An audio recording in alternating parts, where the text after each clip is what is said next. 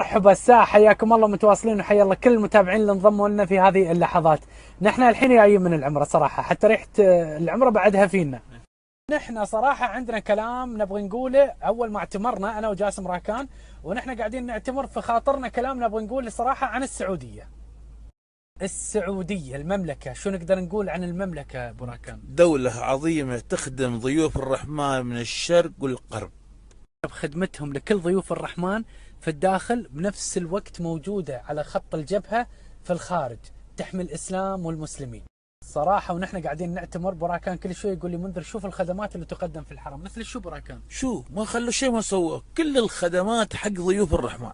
الأرض تتغسل بالديتول عشان بس ضيوف الرحمن يمشون بكل سلام. شو ما سووا في كل شيء، في كل زاوية. حتى الصفا والمروة مدخن بالعود، الممر مدخن بالعود. وشفت الناس هذيل يفطرون، منو بيشيل عنهم، منو بينظف لهم؟ صح. منو ينظف لهم لهالعالم؟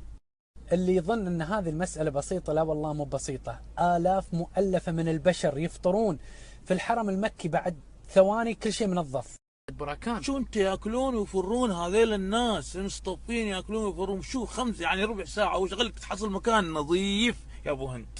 على هذه بس كل السعوديين من عسكر، من كشافة، من فرق تطوعية، من عنصر نسائي، رجال، الكل كان في خدمتنا، الكل كان في خدمة ضيوف الرحمن. الكل كان في خدمة ضيوف الرحمن، حتى ما يبغون ضيوف الرحمن تتأذى من شيء. تحية حب وتقدير لكل الموجودين في المملكة العربية السعودية، ما قصروا. المملكة العربية السعودية صراحة والله ما مقصرة، كل اللي قايمين على الحرم براكان. نعم، نشكرهم ونشكر جهودهم، كل الجميع اللي قايمين على الحرم. إن شاء الله التوفيق يا رب. داخل وبتخدم برا في خط الجبهة إلا السعودية. والله العظيم يا السعودية يا السعودية، ترى من كثر ما نحبكم حفظنا النشيد الوطني مالكم. من كثر ما نحبكم يوم نشوفكم عندنا في الإمارات نحس كأننا شايفين إخواننا.